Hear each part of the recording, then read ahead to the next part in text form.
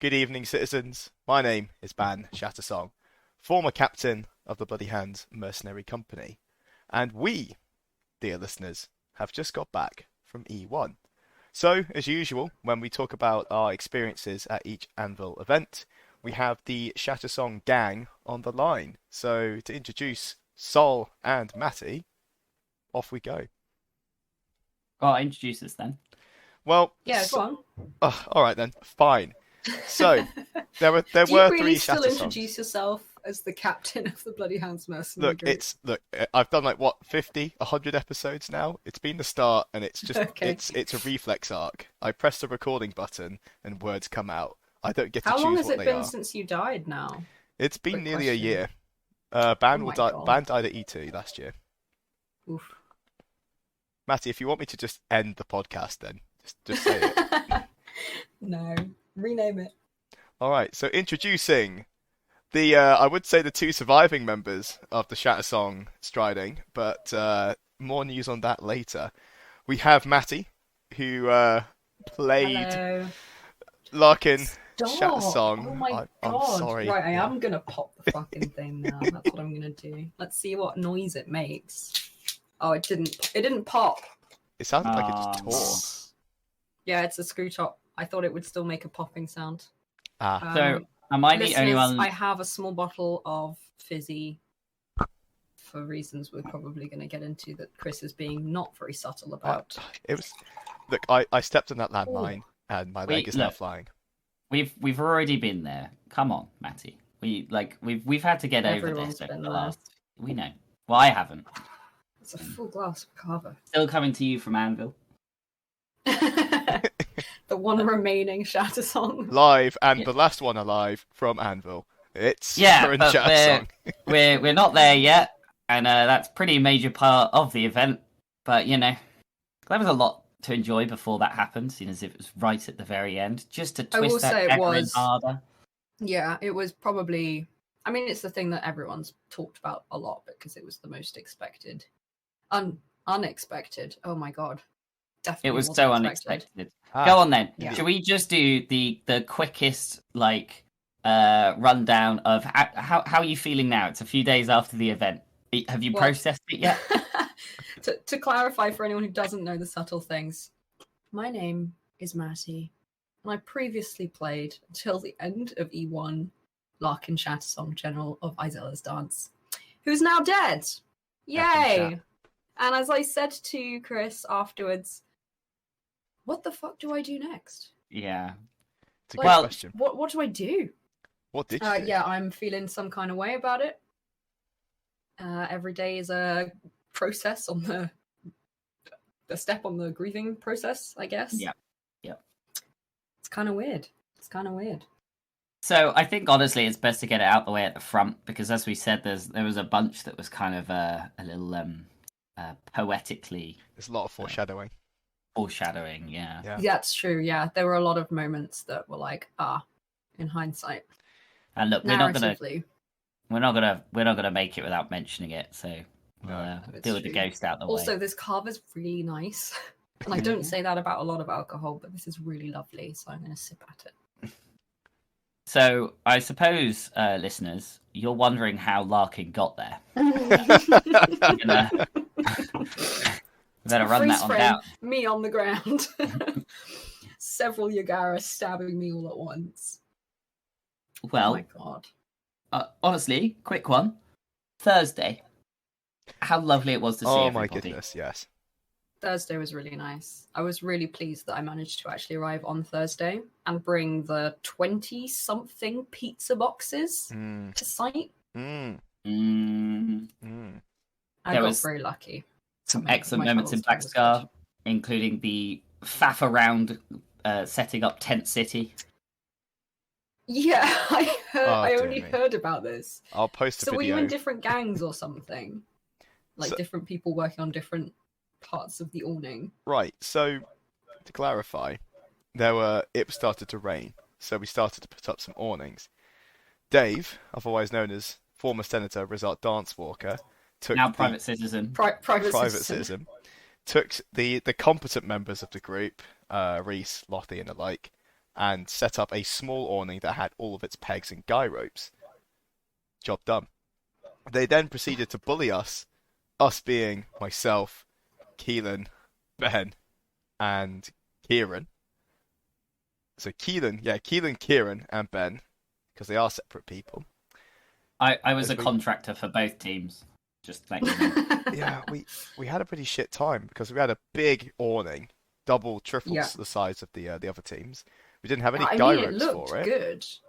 The camp looked lovely. It felt empty, I think, because so many people were bunking in to share tents and things. It felt really empty, but the awnings were nice. Yeah, it was just an absolute pain in the arse to set up because we had to make our own poles for it, / nick them off other tents, and then cut our own guy ropes as well from paracord. Really? Yeah, but we got it working in the end. It was the most like orc Dakar jet setup I've ever seen in my life.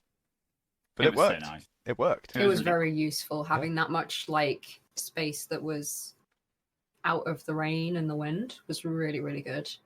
Yeah, it just got used Very as a cozy. firewood store. We had an extra fire going as well to keep us warm. We had 2.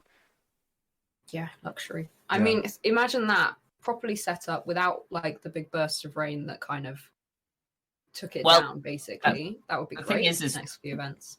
It was set up in the rain, and you know, there's only so much you can do with the amount of water falling down. And brain cells. And brain cells. Oh, look at that. Oh, that was a good pouring sound. Well, honestly, that was Thursday. I actually There we think go. everyone was fairly sensible on Thursday, and I had a good night's sleep. It was a bit chilly. A bit chilly, but apart from that, like I didn't overdrink, which it is was sometimes cold, the yeah. case on a Thursday. No, everyone went to bed quite early in the end, and I think Yeah. one, that was the cold, but also that was the right thing because I think I can't think of anyone who the next day was like, "Oh, I really regret." Everyone made it to brunch, which normally isn't the case. Well, but yeah, also more than normally, usual because we actually had more than usual at Thursday as You well, guys right? left me. Yeah, apart from Chris, sorry. Bro, you said you were coming afterwards in your car with other people. Yeah, I did. I just didn't know where we were going.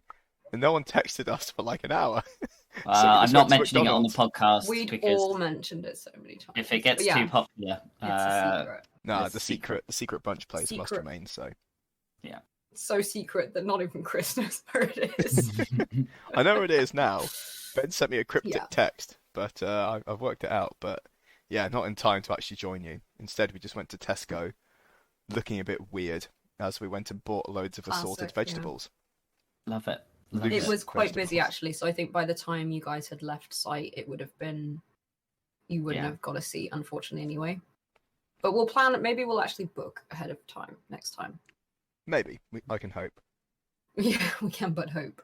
It is nice though, having the Thursday night, getting up, having a brunch in a proper little cafe, But eating Black some Skull, real food. Black Skull's become gentrified is actually what's happened. But Yeah. 2 awnings, It's 2 good though. fires. I had the full English breakfast, so I was like, I know I'm going to be roughly set up until the evening time. Mm. I don't get that hungry at LARP anyway, so it was ideal. It's always really nice, and then get back sort of, early afternoon time to go to God, sort that Well, out. you say time to go to God. I walked to God 3 times on Friday to Oof. get my player pack, then my chaos fruit, and then plot. Mm. Which, for any citizens that didn't know, a lot of us went to Brokeliand, and some of us chose to go to the Heart, which is wild. But we're not going to talk about that on this podcast. No, That that's is for something to in-game. find out in play, because that's Yes. wild. It is. I mean, it specifically said on the plot, like, please, you're one of a few people that know this, like, and you probably want to kind of keep it that way at least and not just chat it around the field. But Interesting. what we did get up to on Friday, pre-timing, other than going to God, it did mess over a little bit of the plans originally, but we got a little bit of a training session in. We did. An actual, not even just let's fiddle with our swords. And I could have phrased that a little bit better. Individual, I can't get my mind out the gutter now. Individual fencing is Swords typically practicing. how training would go for most other groups from what I've seen. But no, we had the Glorious Thorn Blythe, formerly known as Tiki, leading us through a somewhat professional warm-up routine. So, myself and that's Henry. Is his actual OC name, but everyone calls him Tiki still. Rest in peace. Oh, Rip Rest Tiki, in yeah. peace, Tiki. Yeah, we've been chatting about it for like the last month or so. Basically coming up with some ideas, some basically battle tactic overhauls. And he is a professional Fencing fencing instructor, right? coach. Yeah, Yeah. fencing Coach, yeah. For I think he's like, is Sabre it instead of foil. Olympic team? I don't know. It's crazy. Yeah, UK Olympics. Super Yeah. high level. Either way, he And- knows what he's doing. Full And on. Sol, not to understate your commitment to it, is probably one of the best sort of naturally talented LARP fighters that we've come across. What, me? Nah, Yeah, I just you. wave my swords about. It's fine. I know, but you do it very well, though.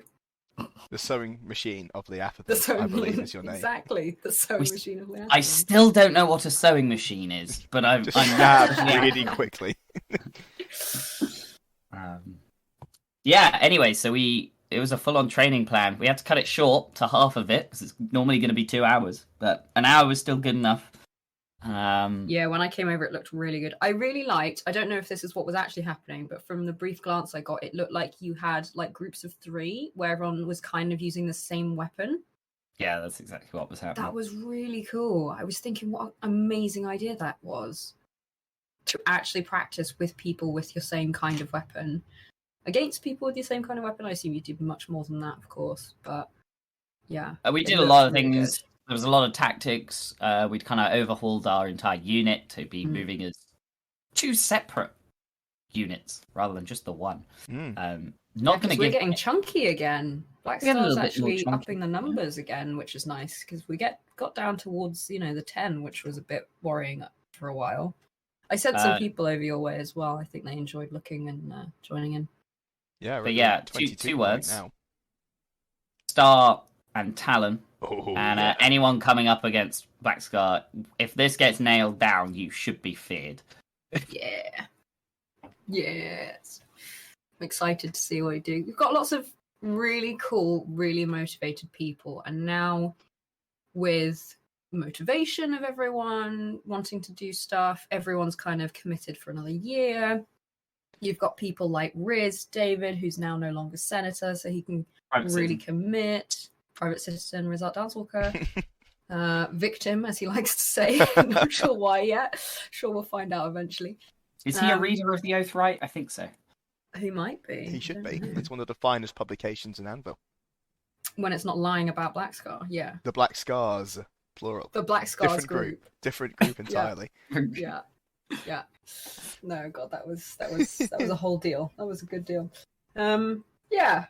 I think it's really positive. We've got also a lot of people who are there to really commit to the role play and the game and like being in battle and getting better. And not like we've got a really good group of people who really want to do that and not just sit around and drink, which is a totally valid way to play the game. But when you're trying to be an efficient combat unit, doesn't lead to very good group cohesion and training. Yeah.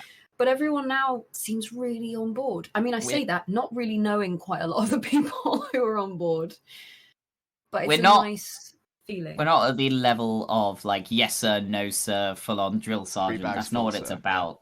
But it's mainly just That's accountability and practice. Yeah, that's not what Navarre would be about. It's also not what Black Scar's about. But in terms of the training, with Henry doing that and you guys organizing it, knowing about the group as well and what we want and having experience on the field in skirmishes and in major conjunctions, both having roleplay for a long time, it's really nice. And also you guys know the personalities in the group really well, so I think that helped to really allow you guys to make a plan that worked around what you kind of could expect people to agree to.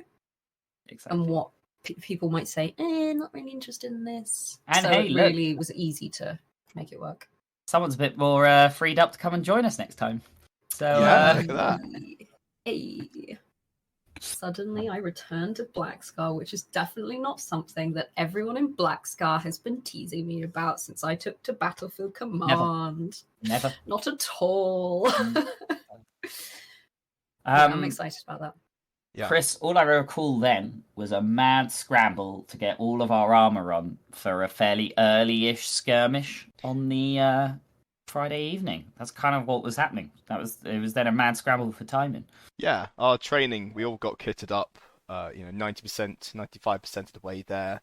I think most of us just put our war paint on between 5 and 6, got ready, and then it was the 7 p.m. skirmish.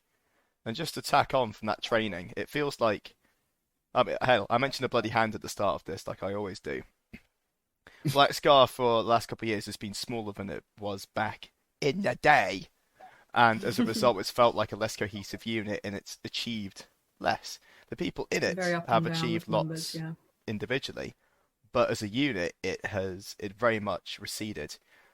Not so this event. Something clicked. I think the training nailed it. It was the catalyst, where suddenly the unit clicked. Everyone started working really well together. The cohesion was really solid, yeah. and we demonstrated that incredibly well on the 7 p.m. skirmish. I don't even remember who we were fighting because they fucking Before we died. get to that 7 p.m, Matty, was there anything you actually got up to at timing? I mean, no. All I was going to say is I had a really great chat with. Sorry, that's the carver. I just needed to like burp a little bit quietly off microphone. No, I had a great chat with people at Time In. Had a great time frothing about the news from the heart. Well, it's not news. So specifically, the information that we received was a written up version of our experience. So it wasn't a briefing like we sometimes get. But frothing about that with Owen, who plays Brennos. And then checking in with planning what we were going to do armies-wise. I unfortunately missed the training. I was intending to be there. We'd talked about this before, but I missed it because I was but rather enjoying talking about what we were going to do armies-wise and muster-wise. So, quick, very brief aside, muster is the Friday night meeting where the generals decide which of the main battles we're going to take on Saturday and Sunday.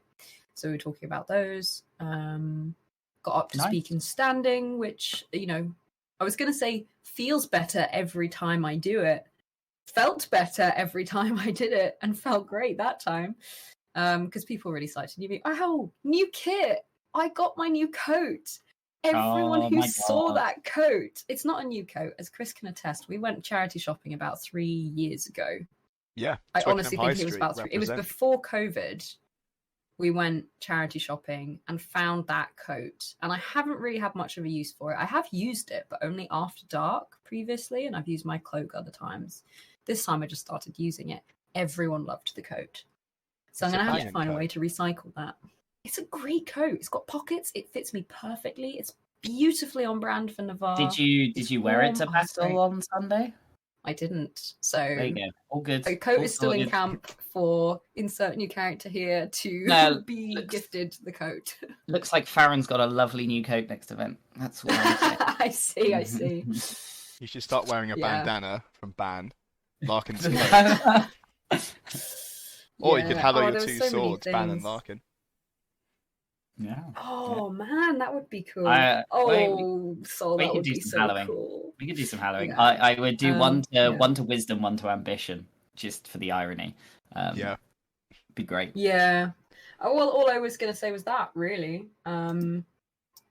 Yeah. So the one other thing that we were up to, and kind of a catalyst for the training, we've already used that word, but it's what we were using the entire time, is Black Scar got a Merc banner. Oh, the previous event. Yes. So that's kind of actually what kicked it all off, and the first chance not to really use the Merc banner, but to use what it kind of implied was this 7 p.m. skirmish, which we were requested by the Imperial Spy Master, Bernard Dugdale, friend of Black Scar. Mm-hmm. A spouse to one of Black Scar, much as he may quietly deny it. For now. No, that marriage. He loves it now. He's well in. I caught Bernie a couple of times. He's lovely. But he was actually a little shorter than normal. Oh, I see. Yeah, I remember. He was indeed a little shorter than normal running this, as essentially just to kind of catch anyone up. unfortunately, Johnny, who plays Bernard Whitecap, had some OC issues, didn't want to go on a skirmish. Totally cool. Been through some medical stuff recently. And so his OC partner was guising as Whitecap, which was incredible. Oh. Immediately goes for interacting with the spouse in question, Neve, our lovely Branmar. Telling her that Bernie loves her and all of that, and it was amazing, incredible. Oh, I love it. I had no idea. Oh, that's incredible. Excellent shenanigans. Props to, I can't remember their name. Props. They were lovely. Yeah. Props to Johnny's partner. And Johnny was hanging around as some kind of Grey Pilgrim at that time as well. Oh, that's why I heard that he was a Grey Pilgrim. Yes. Yeah. Because I was like, what, is this a prank? I'm not sure what's happening. But No, now so I get it, yeah. He was in charge of Makes running more it sense. due to OC medical reasons, not actually going Yeah. on the skirmish. But Yeah. But his character did go on the skirmish. the character did, and Yeah. I do the- like that that's an available option. the That's guy's a really character good use of that. did a very good job. There was a lot of people on this skirmish. It was like 70 people, I think, of which 22 of us were Black Scar. Indeed. Wow. Fully kitted up, first skirmish of the year, just after our training, bit warmed up. And do you remember the briefing, Chris? I actually don't. A lot of the weekend's Alright. still a blur. I've got my post-LARP Malay, so I can't remember what happened.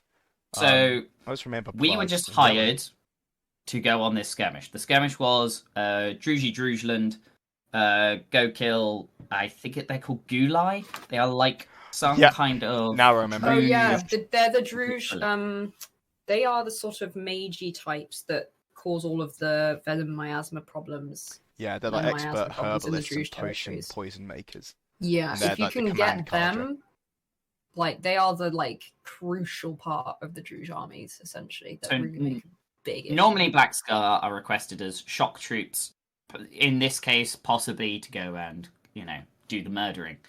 However, we were not actually hired for that. We were just hired Executing, thanks. as troops to just deal with the rest of the Druge, while a secondary mercenary company from the League, Crimson Reapers, had a mass weakness that they were going to put on the ritualists to basically deal with them. So the whole point was get them up to them, and Yeah. the rest of us kind of deal with the rest of the Druge. Is that what happened? No. Not at all. No. What did Well, happen, Chris, from your memory? So, I believe Black Scar are the first on the field.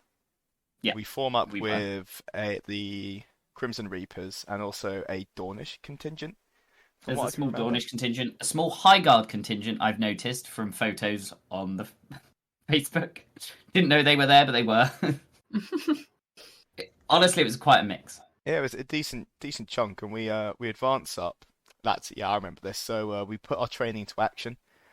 We've talked about anchors. So ideally, your flank is anchored by, let's say, some bracken or a tree, something that means you don't get flanked as easily. So we set up in a lovely little line, Would that everyone else held do the that. line. Some of the Jews started to pour around, so we thought, well, they're dealing with the rest of the Imperials. Let's just storm forwards. And so we did. Step, step, step. We battered the living fuck out of these Obliterated. Druge. It was like watching a bowling ball go through Skittles again and again and again. It was quite literally rip and tear. All the way up until the actual the Gulai and their I think We it hadn't was even Sarut. got there yet. It was like that got us into the center, and we hadn't found these ritualists yet. Oh, but And I nothing could remember stop us. vividly, Big Boss Lothy just yelled, "Well, there they are. There's the objective. Don't see any leagues around. Right, let's do this. Black Scarf, follow me."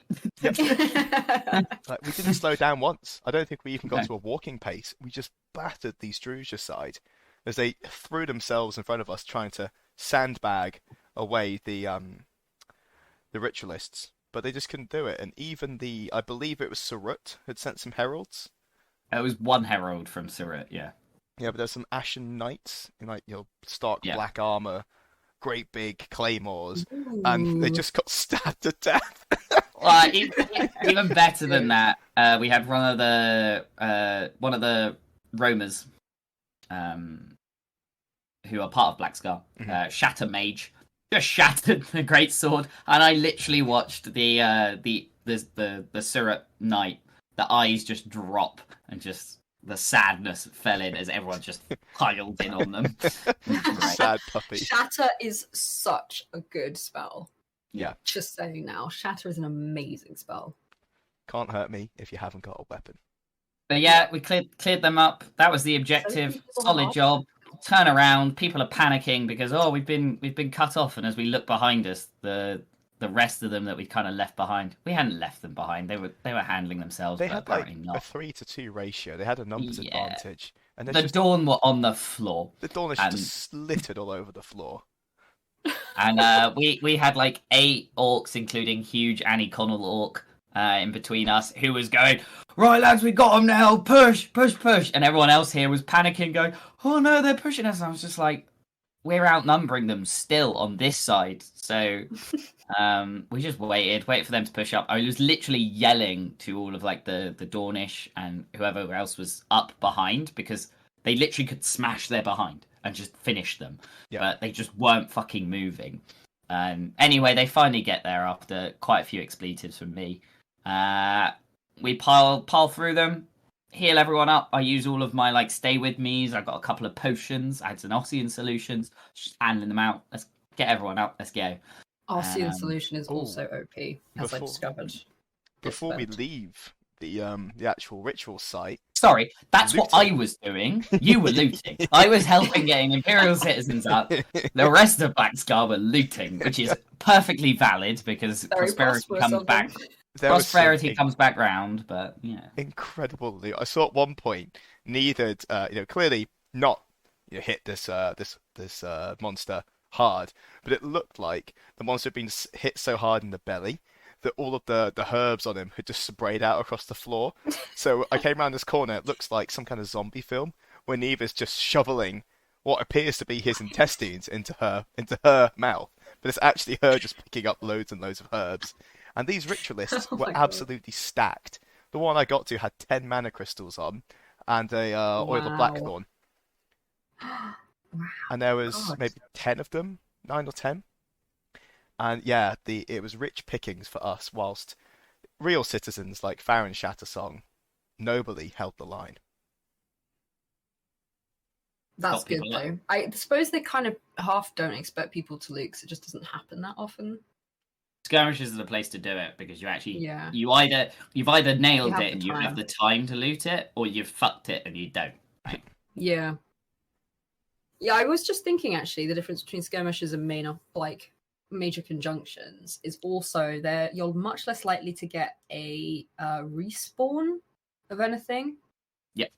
And let's face it, respawns is when we get most fucked over in major conjunctions, is when you suddenly have a new unit of orcs and you're like, oh, I just dealt with these. It's that Mr. Incredible meme of like, I just cleaned up this mess. Can we just let it be clean for like 5 minutes. 5 minutes? Like, please, I don't want to deal with this again. Yeah. Anyway, complete success. Good. Thanks to Black Scar. We're was we're allowed to be proud of that one. I will say, I heard really good things later on in the tent because one of the Crimson Reapers, I believe he was on the skirmish as well, John de Savos, is Yes, he was. general of the Wolves of War, one of the Leaguish armies. And not only because Black Scar kind of got brought up, but also to do with the field marshalling thing later, Black Scar a few times were mentioned specifically by him as, oh, I fought alongside them today and they were fantastic. And I was sitting there in the military council tent going, yeah, they are. Yeah, Well, they are. That's my guys. They're amazing. That wasn't the only bit of leaguish feedback we got. As some of us left back through the Sentinel Gate, we got booed. Don't know why. What that Never was followed about. up on that. One of the Leaguish crossbowmen was booing me, and I was like, if I was banned, you need to find out. if I was banned, Bran we would would have have started shot an him. immediate fight. But Lindir was just hurt more than anything. I think Right, it's because we'll find I out want to about that. believe it's because we showed them up too well, because that was literally Wait, what they was were it one of the hired to people do. who'd been on the fight with you? Yeah. Was it a Crimson Reaper? Yeah, it was one of them. Yeah. All right. Well, you best have a chat with John. We 'cause he knows you very feel well like now. it was because they'd, that was what they were hired to do, and we did it. Yeah. So And you think really they were well. probably sitting behind on their secondary objective, going, "Oh, Black Sky have just run off and abandoned us." You Yeah. know, which does happen. Like, okay, look, fucking plans change. That's how it Well, works past the gate. I don't know. They weren't anywhere near Be the better. objective. Yeah. Get Be good. better. Get good. Be scrub. flexible. Adapt, and that's how you win skirmishes. And I things. spoke to And battles. Grey Pilgrim, and he was very happy. Very So sweet. was Bernie Whitecap as well. Oh yes. Sorry, that's the marcher formerly known as Whitecap, but Bernard Dugdale, Bernie. He's got too many names. He's got a and blue cap now, so you know. I've spoken to him in all of his iterations. He is. We all know who he is. Duggars, Spymaster. I've once heard he Neve's was the husband. Empire's protagonist. Oh, don't bring that back. Gosh, yeah. I remember being so confused by that when I first heard about it because it was so early in my Empire experience. I was like, "What?" It's like, yeah, I'm the So- Empire's protagonist, happening? and he'd say it so matter-of-factly that Oh, you he had no has such alternative but to take it confidence. as fact. I Yeah, have. shout out to Johnny He's incredible. as just an amazing role player, a really good part of the Empire who really knows his stuff. He really plays his game, Mhm. and he makes it work. He really does. We all appreciate you, especially when you let us force you into a rappel wedding Yep. with Neve. Yep, it was incredible. Just 5 minutes before timeout. Amazing. So there's one more thing for me to cover post this skirmish, and that is I left my water bottle down by the gate because the popper fell off. So I ran back to go and get it, and I got my water bottle, and then I kept on walking, got all the way to the Navari gates, and then went, Tadpole, where are my swords? Oh, that's when you lost them. It is so early into the game that I no. lost my swords. I am an ambidextrous fighter, therefore I have 2 of them. And at that point, I had neither. I had my dagger on my belt, so I was still armed and still very confident. I mean, However, also they're important swords. they are fairly important swords, yeah. Which I'm just going to leave that as that little seed, because I went back to the gate and they weren't there. So, who knows where they could be? We'll get back to that later, citizens, because it was quite funny. It was also quite a cursed weekend for losing things. I think I Oh lost a my sword at weapons God. check that I only found on Sunday afternoon. You lost a what? A sword. My sword. Oh, Well, I left I left one of these swords at weapons check as well. I got it back before then, losing them again. Yeah, it was one of those weekends. someone lost a ribbon, an entire ribbon. I had to go sort out a god. So yeah, maybe it was cursed because that was the I did skirmish too. after you, or the one Same swords, second after you? lost the ribbon, but got it back. It was a bad weekend. Bad weekend. Remind us, citizens, that the rules on stealing things are you have to actually put them to the god tent in half an hour now, not just an hour, which I thought it was previously. Yeah, always been half an hour. I wish thought it was an hour. I wish mine had been stolen, honestly. That would have been even better. More That would have simple. been easier. Yeah. Yeah. Any fizz wraps have to go back. I believe ribbons and things like that can be kept, but fizz wraps have to. Oh yeah. You put ribbons the and ribbon money on your can keep. sword. That's fine. But Yeah. stealing someone's lovely light And then armories, you have to bond ambi it. swords is a different move. It's not very cash money of you. Yeah, not very cash money indeed. Speaking of cash and money, Yeah. mercenary banner. What did we do after the skirmish, Sol? I was late too, but you went and got the actual mercenary banner, the Gonfalon. Indeedy, we have a physical banner, finally on poles that we can lift, and we march down to the military council tent to declare ourselves as the Black Scar Mercenary Company. A little bit late compared to when mercenary companies are usually declared. We found a buyer for our services. The noble General Brenos, is it Brackensong? Yep, Brackensong. Yeah, for the mighty price of 1 ring and a chaos fruit. More on the chaos fruit a little bit later. But yeah, a very prosperous price for such a fine group of mercenaries from Navarre. Well, I'm looking at the list of things to talk about, and chaos fruit might be right on the. That might be the perfect segue for chaos fruit. I think it What is. is a I think it chaos is. fruit? Yeah. So we finish the tent, get back, and as I mentioned on Friday, after I was banned from the secret breakfast club, I went to Tesco and bought individual vegetables and fruit. Now, during downtime, some heroes went to Brokelian to see the heart of the Forlorn, something we haven't seen in over a generation. Others, Way longer than that, just to preface. It's been about 1,000 or more years since anyone's seen the heart of the Vlorn. Sorry, just over a don't generation. downplay this. over a generation ago. Yeah, okay, At you're least. not wrong. It's like at least 6, okay? At least 6 days. Now, It's been at least 6 days since someone saw a Vlorn heart. indeedy. Mm. Some other people took the prosperous route and went to a weirwood grove and collected themselves a wain of weirwood, a very valuable bourse resource.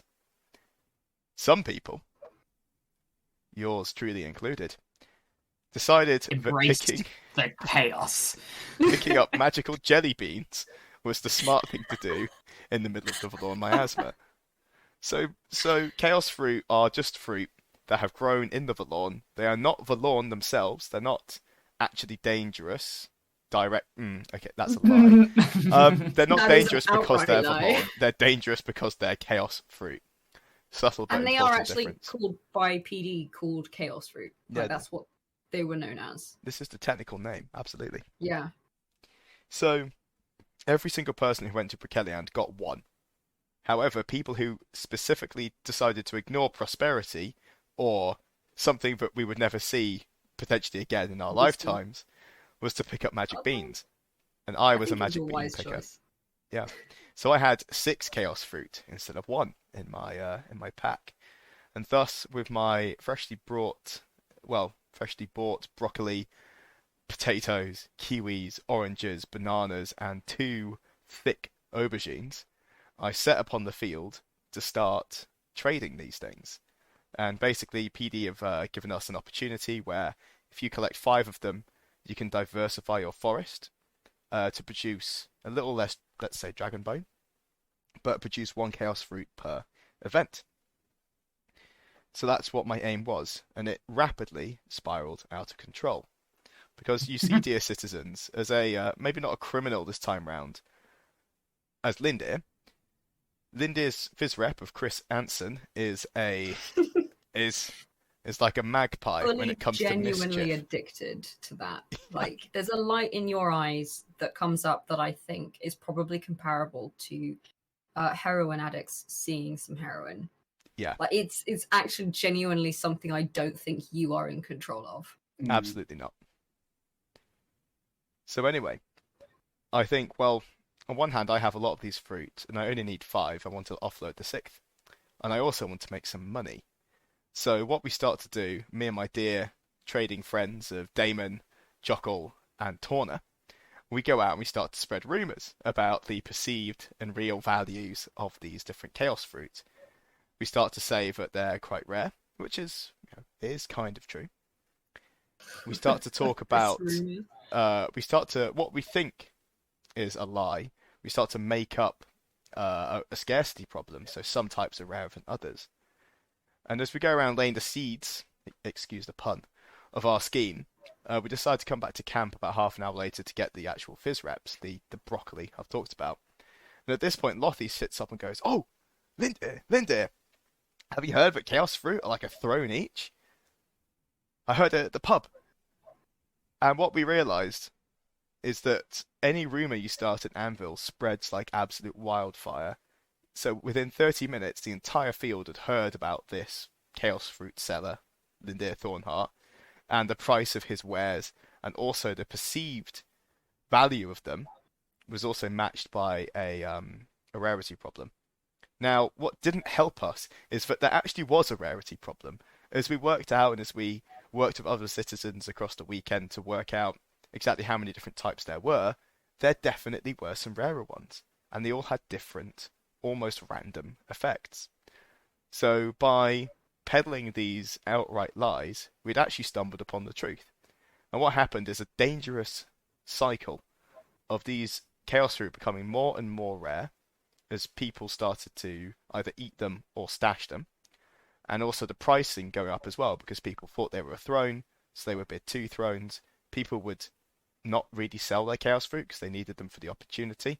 So it actually just exacerbated the supply problem, and it went round and round and round in circles. Now, Others also were just eating theirs. Like we peer pressured. I see peer pressure. It's allowed. Tadpole into eating his in the line for the skirmish we just talked about. So we'd already had a little bit of an understanding of what these things could do. Fortunately for Tadpole, chaos is the right word. Yeah, they are very chaotic. Fortunately for Tadpole, it was a very good one, and actually helped him on the battle.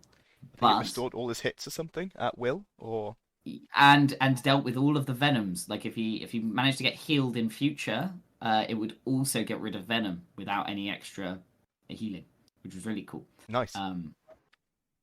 So that happened, but you were peddling it as it blinded him, right? Yeah. So on top of peddling outright lies, we started, let's say, making up exacerbated reports of some of the effects. To do this, we decided to have a loud conversation as we walked past groups of people, and would loudly exclaim, "Gosh, Jockle, I can't believe that chaos fruit made Tadpole blind," and then walk off around the corner. I heard these rumors on the other side of the field. Yep. And only some of them, like most of them, I realized, okay, it's probably you guys, and that was the price of things. But the blind thing, I had genuinely heard alongside things that I knew were true because I heard them from other sources. So I thought that there genuinely was a chaos fruit that made you blind, only to find out it was you guys. Of course. Yep. Of course it was. Of course it was. But if enough people say something, it His becomes name was El true. Bandito. Of course it was. So yeah, we go around spreading some rumors, doing the let's call it the legwork, the foundation work. Pick up our bag, and we start to go selling. So we try and avoid Navarre because people know us, and also Navarre we have them, right? We're trying to sell a rare item here, so let's not sell them to the people who already own them. So we go around to the top of the field by Urizen. They are not interested.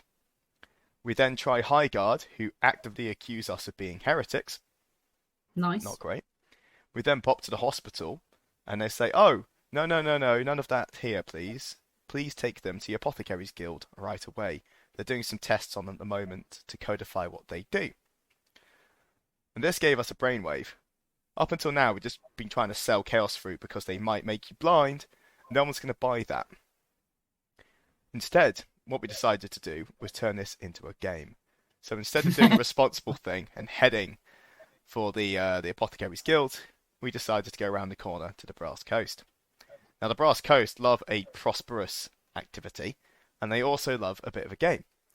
So instead of just selling fruit directly to them, we decided to run a lucky dip, where instead of, for usually, these things absolutely do cost a throne each, for 4 crowns, you can have one at random out of the bag.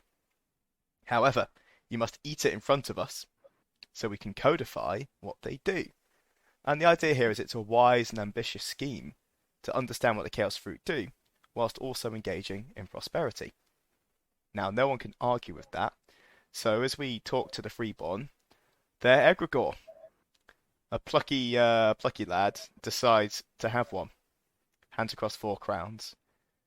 Picks the fruit at random as we gather in a threatening horseshoe, yelling, "Pick the fruit! Pick the fruit!" They pull out the dark, scary aubergine, followed by "Eat the fruit! Eat the fruit!" They take one bite. We hand them a random lammy. They rip it open, read for about a minute, laugh out loud, and start to gag. We're all sat there, kneeling, staring intently at this egregore, thinking, "Oh, gosh, it must taste foul. Can you tell us what the effects are? What's happening? How do you feel?" Said egregore drops to the floor, at which point we realise things are not okay, and scream for Torna to run to the hospital. We need a physic right away. We pick up the egregore, drag them to the hospital, where they immediately go into surgery because this fruit has decided to not die after being eaten, but come alive and wrap itself around the egregore's lungs and stomach and start to strangle the life from them. Mechanically, this means they're on 0 hits and they were dying. And what we had done for the last minute and a half is watch a character's bleed counter tick away. Just didn't realise. Unbeknownst to us. And we're like, wow, that must really taste awful. Do you want some water? And they're sat there going... And we're just going, oh, yes. Ooh. Props to the role player for committing to that and not saying anything at all. Yep. Oh, yeah. The whole way through. Because you read it in the Lammy, you read what the mechanical effects are, so that's awesome. Yep. We do not have a good relationship with Brass Coast egregores, do we? No, apparently they die often, and this could have been another one of those cases. Luckily, not in character. To clarify, the last one was not in character. That was a monstering issue. But yeah, there's been a couple of monstering issues. We're not getting into that. It's all right. With Brass Coast egregores. Yeah, poor guys. Yeah, but yeah, this one survived. So, did you get into trouble? Yes? Question mark. So it's not illegal to accidents aren't illegal in the Empire. We had no idea what it would do, and it just so happened to nearly kill him. Luckily, the physics in the hospital saved the egregore's life, and now they just don't like us very much. But honestly, we were all gathered, like the hospital staff were shooing us out, like, get away, give us some space. I mean, that is the risk that you take, right? That's the risk that everyone in Navarre wanted to take when we saw the Chaos Fruits, and you did it in a legitimately, like, game way that everyone on the field can't resist a good game like that. Like, honestly. Yep. Props. Also, the fact that you had a bag with, like, fruit and vegetables in it. Yeah. I love that. Literally, they reached into a bag and pulled out a fruit. And then we handed them a random Lammy. You know when you shuffle cards, you turn them upside down and say pick a card? Yeah. We just did that, so it was entirely random. And knowing that most people who LARP are gamers, and gamers like games, I feel like we nailed this particular sales process. Indeed. Yeah. So anyway, Brass Coast in a little bit of trouble, yet to be resolved. We start to work our way down the line of tents, dealing more chaos fruit, and luckily not killing any more egregores. Until we get to a rather mysterious Urazeni citizen just round the corner from the Brass Coast, who has been cursed by a pair of tulpas, who are the, I believe, physical manifestations of constellations in Urazeni hearth magic. So we had the Lock and the Key, who had cursed this geezer because he was in the wrong place at the wrong time, and allowed him to acquire some rather rare potions. Now, as the let's say it how it is, as the low-key drug dealers we now are, even if it is gambling drug dealers, they're not illegal. They're not illegal, but like everything we're doing feels immoral. They haven't been made illegal yet because they've only been on the field for like an hour. Yeah, we've nearly killed somebody, and I'm like, these are dangerous. Let's keep doing this. So. And the thing is, because we were selling them for 4 crown, and sometimes people wanted to, because we collected about 26 in the end, because we used our first bunch, realised this was so much fun, started to buy them off Navarre for 3 crowns a piece. We'd sell them for 4 crowns, or a throne if people wanted a specific one, and we started to make a fuck ton of money, like a genuine fuck ton. Yeah, because you started spreading the rumour of what they were worth. Yep. And you were the first people to do that, so you set the market. We did. It was a fantastic bit of market manipulation. You know, Wall Street would be proud.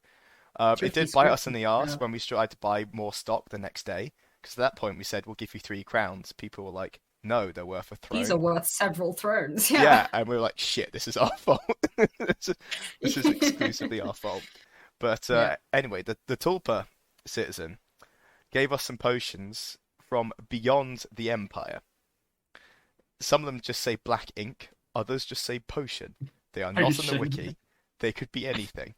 All we know is they've come from a herald, effectively, and they're bad for you. Full stop. The end. That's it. Yeah. We tried a few chaos. Citation needed. More research needed. Yeah, nah, I'm not touching those. They're dangerous. Something happened with them on Saturday, but I'll leave it for them. But yeah, basically we trade chaos fruit for these other potions, and now we've got ourselves into the really dark, murky world of like narcotics dealing, because these things are almost certainly not legal, or at least they shouldn't be. Again, they might have only been on the field for an hour. So we think, right, let's just keep these to ourselves, and we move on to Dawn, where we meet the Screaming Dornish, or Captain Parsnip, if you will, where Captain Parsnip decides to eat a fruit, pulls out the parsnip, and I'm like, oh, okay, here's your lammy. And he goes, no, chomps down on this raw parsnip, finishes it in 4 bites, and we're like, Bought oh that god. morning from Tesco's. Yeah, it was all the fruit was safe to eat, but I was like, damn, hardcore. I can't wait to see what happens. I like the irony that the majority of the things in your bag of swag were vegetables, not fruit. And there's just something about that really appealed to me in a really chaos way. I think there's like an apple, a kiwi. The chaos of being like, I'm going to pull a fruit out of the bag. It's an aubergine. It's a vegetable. Take that. It's a parsnip. What? Yeah. We've all heard about tomatoes, but... That's the thing, is we wanted chunky things so were easy to lift out, and also, like 18 pence. Better in the bag as well, like that would last. You can't really put like a bunch of peaches in. Also, you hadn't seen the lammies by the point that you bought the things, so we hadn't seen that there were peaches and kiwis and stuff like that. Just random veg. Yeah. Because they said it looks like an aubergine, but it tastes and looks like a peach. Yeah, it's like, how chaotic. Imperceptible fuzz, because there is no fuzz. But ultra meta level of chaos introduced. Yeah. And so Captain Parsnip partakes of the parsnip and goes, oh, we need to do something. And I'm like, what do you mean? How do you feel? We need to go. And at this point, we go, all right, then lead the way. We hand him our torch. These, like, I think they're all over the field, but these like LED torches that have like a little solar panel on top, and they flicker, and they're just wonderful. They're fantastic. They were really good. I need to get one of those. Yeah, so I have one on a pole. So Captain Parsnip took the pole and started to walk. So we followed, me, myself, my gang and I, my goons at this point. And then Captain Parsnip starts to jog. We jog. He starts to run. We start to run. He manages to accelerate uphill, from Dawn up towards the traders' tent, past the military council tent. Yeah. He starts to accelerate, and then at the point he gets to the market row, my God, he just bursts off into the darkness. The only thing we can see is this bobbing little LED light. Now, luckily, thanks to some virtuous citizens like Sol, who've been helping me run, I was able to loosely keep up with this fellow. But it was not easy. And we end up having 1.5, 2 kilometer foot chase around Anvil. The whole time I'm screaming, come back, fruity boy, it's not safe. And this includes all the way up the hill and past the songs and storytime circle. All the time he's going, woo, yeah, woo, woo, yeah. As he, sorry listeners, I should have done an audio warning there, but I'm so shrieking. sad that I missed this. I thought he was going to rip off his shirt at one point. He was just loving it. And it was clearly like, surprised, like the foot chase is lasting this long. And so was I. So I was breathing out my arse at this point. But yeah, running past songs of story going, come back, fruity boy, it's not safe. Give us back the fruit was a personal highlight. Luckily, we found him collapsed by the market, just staring at the sky. He was like, "I feel incredible. I feel incredible, bruh." Yeah, It was What did you give him? Did you ever find that effect again? no. So we asked him to Oh my explain God, it, that's and he was like, amazing. "I don't think I can do that anymore." So I had the lammy in my hand, and I just chucked it in the fire, and we'll never know. Fair enough. Yeah, Fair enough. And that's good game. that is. Yeah, we don't know what that one did, but we're afraid of it. I did hear among all of the experimentation that happened from your side, but also from Vines and whatnot, that not only did the fruit very subtly differ, there were some that were very similar but slightly different, which had vastly different effects, but also within the same exact Lammy description, you could have different effects, which made things Yep. extra spicy. Yep. Yeah, really. I mean, as soon as we heard that, we went, "What? Oh, they are called chaos fruits." Mm. And it seemed really obvious in hindsight. But yeah, that was fun because I remember hearing about some really useful ones, like some that had the same effect as the sub specific and would Spring just Mag heal all 4 your and stuff hits, like that. everything. Yes, upping magic law, all those kind of amazing things. The problem being, you could never guarantee that you were giving someone the right one. Nope. So as useful as some of them were, the ultimate PD chaos play was to make them not consistent. Like, that is just such a good move because it was really like, oh, that's amazing. I heard that this one makes you feel super like revitalized and really magical. Great. Next person to have one falls down dead. Yeah. Completely different. Talk to Brasco's Egregore about that. Yeah. Exactly. Exactly. I was chatting to someone after the event, and she said that the Brasco's Egregore had A, spread across the field, but B, wasn't that they'd gone to 0 hits, it was that they had just died. So everyone was terrified of strawberries. So every time I said, "Oh, it's a strawberry," people were like, "No, that's going to kill me." And we're like, "Oh, no, my gosh. we were Wait, there." The did you Egregore find was out what fine. happened with the Brasco's Egregore? Were they okay? Did they get back up? Yeah, we literally watched it happen. We watched the surgery okay. and got some post. Right. Post. So you heard that they died, as in the rumor was that they died outright. Yeah, Okay. lies and slander, untrue. Of course it is. Anvil rumors. Yeah, Gotta love Anvil rumors. absolutely, Drop down dying, not drop down dead. precisely. But you know what? We're not going to correct people. But that's the beautiful thing of, yeah, exactly. That's kind of the beautiful thing of like role-playing discussions versus like mechanics discussions. Because if you're having an IOC mechanics discussion, you say, oh, well, they dropped to 0 hits. And you know that means they're on their bleed count. But I see there's not really that much like fundamental difference between is bleeding out and is dead, right? There's not a huge lot of difference. It's just minutes. someone was suddenly dying. Yep. That's it. Yeah, there's a difference in 3 minutes. But if you see someone drop, you're like, well, they're on their last legs. You need to save them now, kind of thing. Oh yeah. And instead, we stood there, hands on hips, taking notes.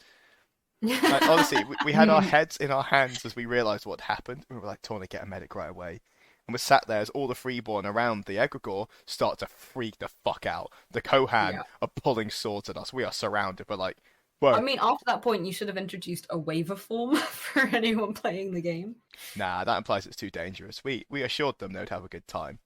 We also had to start assuring people. Risk takers that way. We did say to people, "We'll take you to the hospital if anything bad happens," and that often stopped a lot of deals in their tracks. But anyway, we get to the market. Captain Parsnip has passed out, and then we proceed to start selling them internally to Navarre. So we start picking up a few more chaos fruit. We start doing lucky dips, and overall it's just a good evening. But the final thing I do before going to bed is I run into Rivardi. Rivardi has a skirmish at 4 PM the next day, and as some of you might know, getting on a skirmish is incredibly difficult because lots of players, very few slots. Yeah. So, I believe all of the skirmishes this event were all only 20 minutes. Oh yeah, it's just 20 minutes now. It's been but like a lot years. of them were 70 people. Yeah. Mm-hmm. So, I mean, back in the day, 4 or 5 years ago, there used to be 40 minutes for 30 people. It was lovely. You'd have you'd have multi-parts, and one of them was raiding a plague wolf den, but I'll talk about that another time. But yeah, we talked to Rivardi, and I'm like, trying to sell a chaos fruit to them. They're having none of it. And I go, what if you let me on the skirmish tomorrow? Deal. To get them to buy a chaos fruit. Yep. So Ravadi chomps down on a Amazing. free Chaos Fruit, courtesy of Lindir Thornheart, and then Lindir Thornheart gets to take the fight to the Druge one more time on Saturday. Nice. So yeah, we've got blackmailing, bribery, and drug dealing now. I mean, I heard that they were fine, so as in I didn't hear that they were dying, so I assume it wasn't a strawberry. It just chilled them out. So everyone we sold to in Navarre, I don't know if it's the trees or something, but they all basically got weed, where like they just sat down, super chilled out, Oh my and they were god. just like, oh yeah, I just feel so relaxed. And because to address your point You around know, what the fruit do, yeah. to be boring and mathematical, the permutations we worked out, there are 270 different effects, like 270 That would different make fruit sense, yeah. effectively, because you've got 7 core fruit at least. You've got flavor, taste, and touch. Then you have Mhm. 50-50 within each identical one. Mhm. And I think there's a couple other factors there as well, because we sat down and Dawn started doing the maths and we were like, oh my goodness, this isn't possible. Mm. But yeah, I would be they could do intrigued, anything. like, so you just mentioned that, it seemed weird that Navarre all seemed to get the same thing. Like, I know we have lineage specific effects of things. I would really be intrigued by the potential plot wise of nation specific effects based on hearth magic or just simply location, like territory wise, what you've been exposed to. That would be a really cool concept. Like if because Navarre specifically, it's from Valorn territories and Bricellian is Valorn territory, to have the Chaos Fruit affect you differently than everyone else would be a fascinating thing to have on the field. What if I told you it was already there? I'm pretty sure it's not though. So that, dear citizen, is where you're not quite correct. Oh The my god. So we can plant chaos fruit in forests and grow more chaos fruit. Yes. However, we have been told by PD that they will have additional effects if done in Herkinia, Broceliand, or the Aphodon. Okay. Oh, but not Miaran or Tharunan. Nope, Interesting. because there's no active Valorn. Of course. Wait, no, there is a Valorn in Tharunan. Oh, sorry, Tharunan, not the Aphodon. If that's the case. Okay. Well, I mean, the Athavan there is, but I also think there's no forest Yeah, players not a in problem. the Athavan. Yeah. No forests, no problem. Indeed. Remember, no Yarmish. But anyway, so yeah, that's how I ended my day on Friday. It was a remarkably prosperous day. Oh yeah, I forgot to mention, also from Broceliand, I had like a super buffed up military unit that went in, that was converted from my existing forest. So I got like a literal Yu-Gi-Oh deck of herb cards, like 19 Yeah, resources, the resources were nice. plus the 10 mana crystals, plus all of the tulpa potions we just acquired. What? I can't remember. I can't remember if this is. No, it was Saturday. It was I won't talk about it yet. But basically, we made a lot of money off those as well. Then also, we've been skimming a profit all night on Chaos Fruit. So, I think by the end of this evening, we had about 15, 16 thrones. That's awesome. Sorry, I had 15 or 16 thrones. As a player who, for most of my IC career, through various characters, have rarely seen a throne, and dealt mostly in sets of crowns, 15 or 16 thrones is a lot. I think we brought the 5 throne coin back to camp and we all started nibbling on it. Oh, it was beautiful. I've never seen one before. Look how big it is. Like, I got to look at 100 throne coin once, and it was the most incredible thing I've ever seen. I don't think we managed to touch it, but it was nice to look at. But to see that 5 throne, I mean, it's so much more in reach, but also, like, I didn't know they had 5 throne coins. Genuinely. 5, 20, and then 100. Yeah. Wow. We're only 100 thrones, 75 thrones away from getting that 100 throne coin. Rarely see the full crown as well. So if you have several thrones, I mean, this is kind of a stupid thing to do. It's like exchanging Monopoly money when you have loads of money. You're going to need to break it down eventually anyway. But if you had 5 thrones, can you go to like God and ask for a 5 throne coin instead? Yeah. Or do you have to exchange it on the field? No, you just go to God and get it. Nice. We didn't. I know they were looking for loads of cash a while ago, so yeah, they're looking for for anyone rings. who has loads of money. Yeah, rings and 5 rings, because I think when PD first set up Empire, they got equal volumes of rings, crowns, and thrones. So they actually have like tens of thousands of thrones in storage, and they're like, look, if you wanted to face a throne, that's fine, because not many are needed. But rings and 5-ring pieces we're genuinely quite short of, so that's why they wanted us to return some of them if we could. OC, they're very valuable. OC, yeah. No, that makes sense though, because I guess they have to give out the regular stipend for every player, but the thrones get hoarded across the field and then build up and don't come out of play in the same way. Yeah, and that's why apparently, and I mean I can attest to this, but according to a lot of brokers this time, everyone was very cash poor. Just had currency is going to be the currency of the year, I think. As opposed to mana crystals. Yeah, right. No, but mana crystals last year were the thing. Liao now is kind of the thing, but I think just cash is going to come up soon. Liao was rare this event, but it's never an expensive enough resource that it actually went up that much. It's worth less from mana, which I find shocking. I wonder if we're due an inflation of things like the price of a pint. Well, looking at economics, it's already gone up to 7 rings for us. Has it actually? But there's also been shrinkflation as well. So we're going to be Freddo's chatting this in a year's time. I remember when the price of cakes and a pint was honestly, I haven't noticed it as much with drinks themselves, because drinks prices have been very similar. But the price of a mini flapjack going up to 10 rings the past 2 events has been ridiculous. Yeah, I was going to say that the price of drinks kind of sets the price of everything else on the field. If that changed, we would have a massive economic issue. Yeah, but I had to pay more for a tiny flapjack than a drink from the Drunken Goose, which is insane. Oh my gosh. And that's saying something, considering there are fewer icy bars than there used to be and far more cake sales. Yep. So. Yep. I didn't buy any cakes. Need to be cheaper.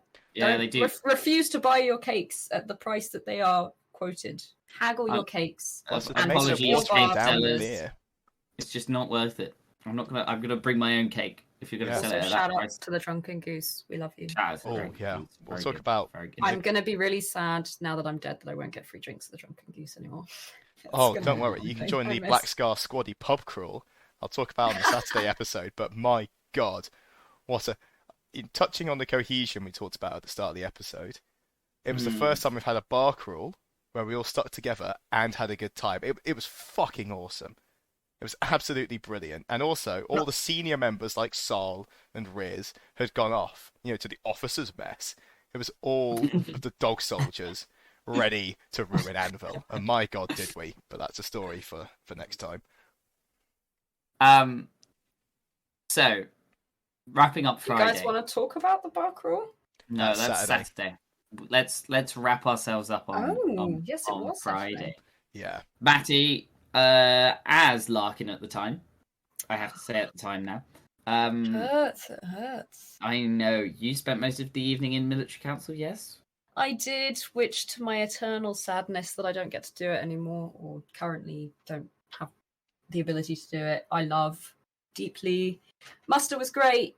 We got what we wanted. I spent ages talking to people before the game and before muster, and everyone was unanimously going, "Oh, we won't get the Athavan. It's been it's between Skalan and Bregisland, the marches will fight for Bregisland."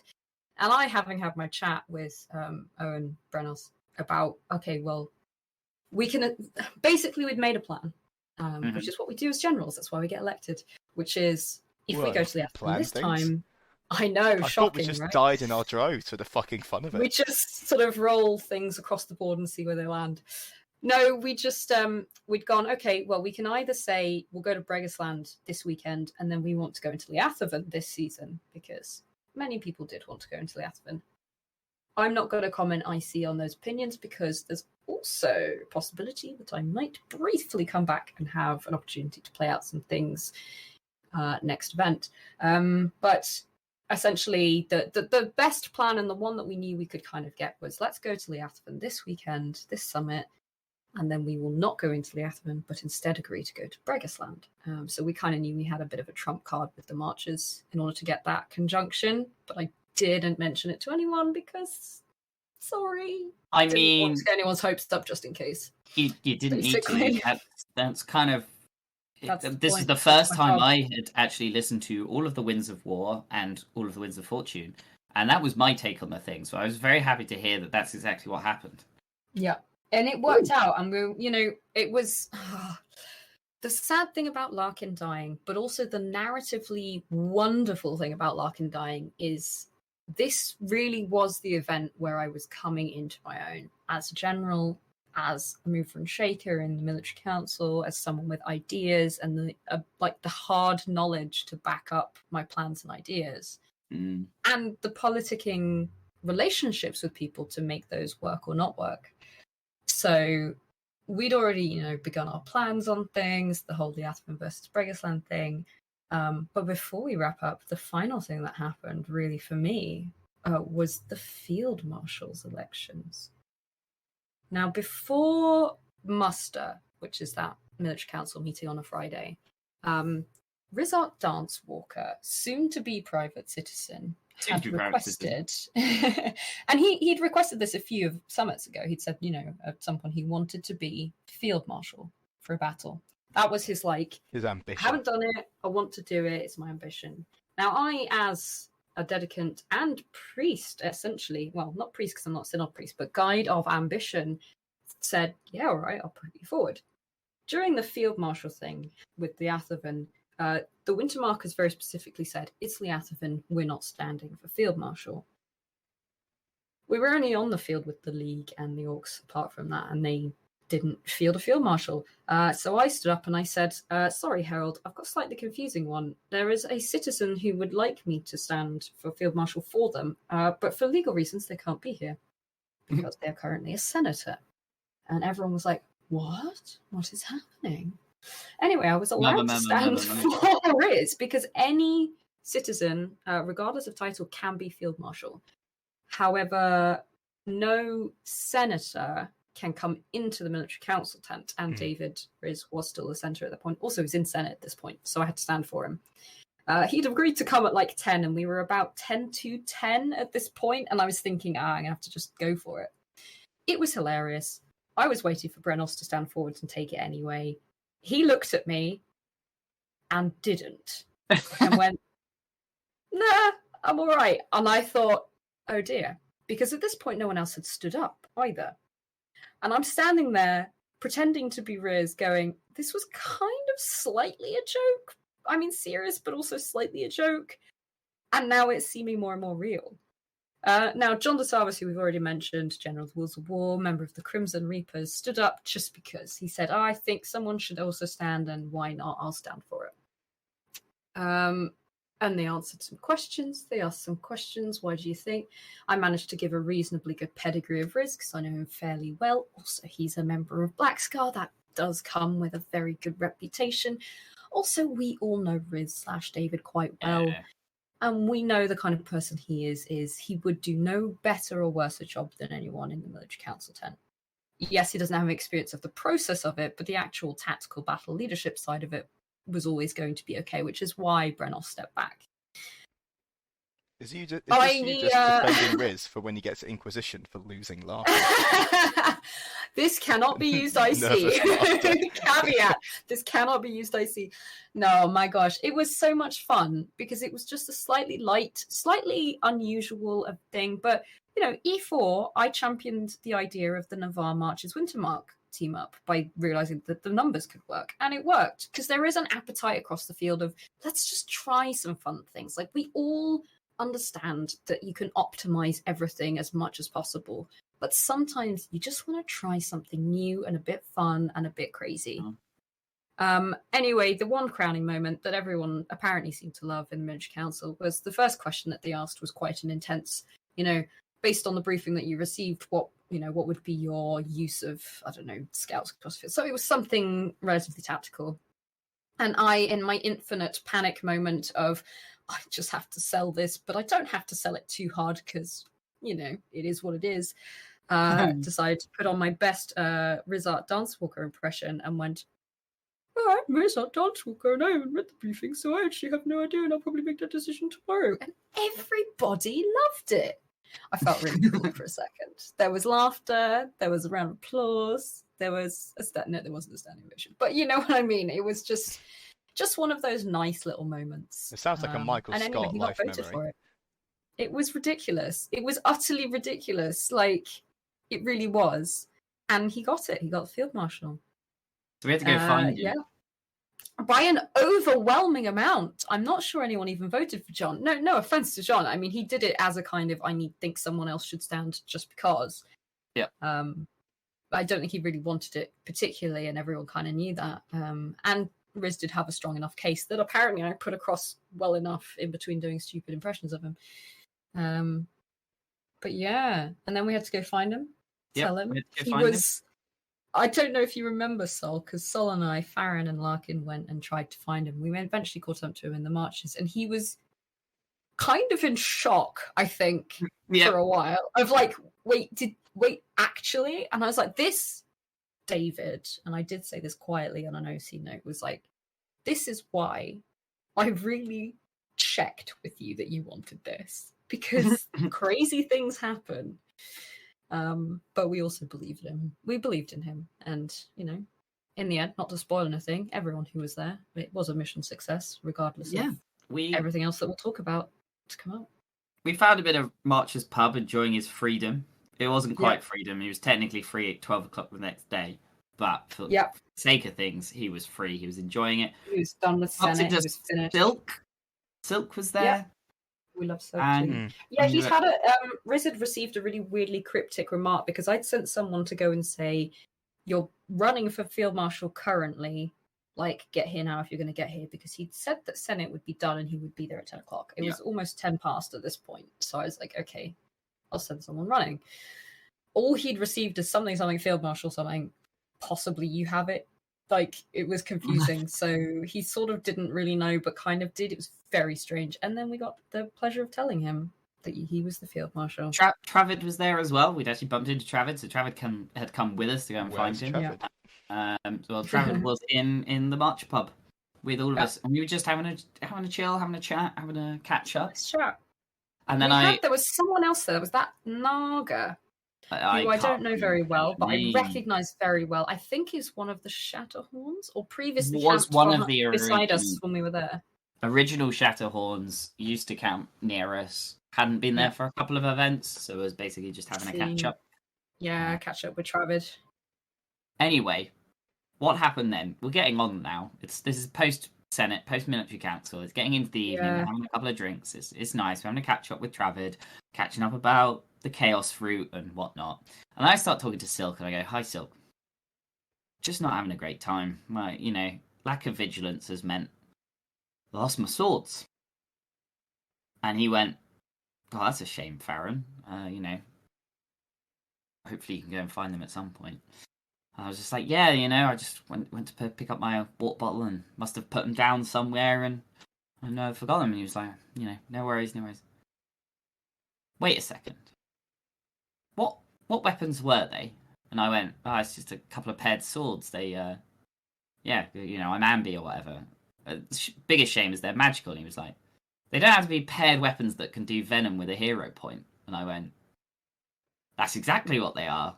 Helen Blades." And he was like, "Oh yeah, no, some guys in Highguard were just talking to us about they want them investigated by the Magpies, who, if you don't know, are a organization that look into artifacts and things like that."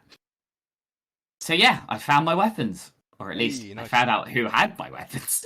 So he was like, "Come by the Magpies tomorrow. We see if we can source them." Because I'd been to God, and my phys reps hadn't even turned up at that point. I think I might have gone slightly too early, but it was quite a surprise that they hadn't shown up. But it's fine. I didn't have any skirmishes. But yeah, so my weapons had been interesting enough that someone had brought them to the Magpies to be investigated, and that is where the fun then continued the next day. But oh yes, it did. It really did. We had a late night. Actually, Matty, by the time we'd got back, we went by the Orcs, right? Just caught in with the Orcs.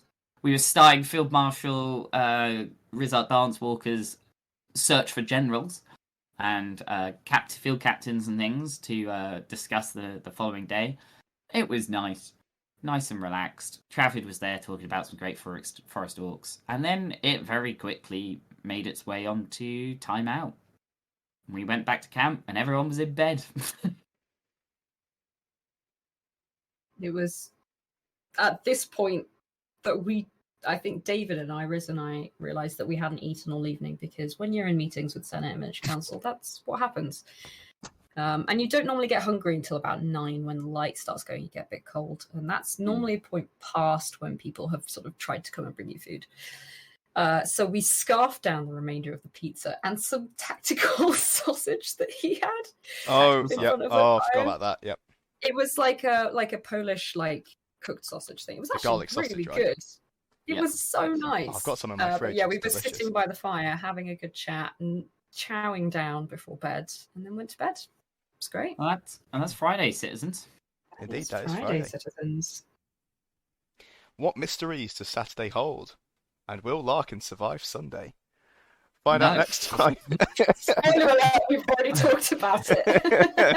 I've already had the carver. So, if you really want to drive in the engagement, you got to really set up with things that people don't know, like what happened with the tulpa, what happened with Farren's swords. Oh yeah. What happened at Uncle Regretio's bar of regrets? Yeah, you guys have way more interesting secrets that I actually really need to hear about as well. What happened? Indeed. I tell you what did happen. Monstering. That's what we're going to talk about next time as well. Oh yeah, I suppose that's kind of part of Friday. Is part of the Liathavin decision meant that we as Navarre were going to be fighting on the Sunday and monstering on Saturday. And one of the things that one of our members, Finn, who plays Riflin, the Chaos Mage Cambion, has been doing over the past Long Dark, I guess, possibly since slightly before the Long Dark in E4. I'm not sure. I can't remember when it began. Was setting up an EMU for Black Scar with the battle crew to make sure that you guys could do that. Specifically a Druge unit, which happened to work out very, very nicely, that you were supposed to be monstering as Druge on Saturday. So there was, I think, Riflin had to go to a meeting about that the night before. You usually do as an EMU leader. But it was all exciting. It was very exciting. There was so much potential at this point of the weekend. There was. Friday night, we'd just begun. Yep. Let's wait and see what happens. Indeed. So until then, citizens, keep your friends close, lest you lose them. And we will see you on the next episode. When we get closer and closer to the end of Larkin Shattersong. We do. Wait, no, that's a spoiler. Shh. Do you have any closing words of wisdom, actually, Matty, before I just say goodbye and shut off the recording? Friday night is great. Embrace the Friday night, because you never know how much longer your weekend will last. Ah, good. I did die, but there are characters who died on Saturday, and that is yeah, fuck them losers. Yo, screw Farren's you top guys. tip is like, just don't die. Thank you. Just don't die. Yeah. Just don't do it. I wouldn't know. I'm half expecting you to have like a live, laugh, love tattoo the next time we see you. And say things like, live every day like it's your last. And live, ban, Larkin. Live, ban, Larkin. Oh god, that's hard. I still think hallowing your swords is a great idea. I really like that, actually. Yeah. That was actually a really inspired idea. But that means I found them, Matty. I mean, when you find them, when you replace them, I didn't specify which swords. We all know you're going to fight Ambi for the rest of your life. Yeah, I keep picking up other weapons and going, no. Nah, the Ambi life. No, I will do. I need the Liao. We'll do it. Yeah. All right, anyway, we'll keep talking otherwise. So, it's true. We'll be back with Saturday, E1 Saturday, shortly. All right, then. Keep an eye out on your local podcast supplier. So, subscribe, do all of that. Comment. Tell your friends. Your own episode. Send them in. Song. Right, we're done. Bye. Bye. Bye.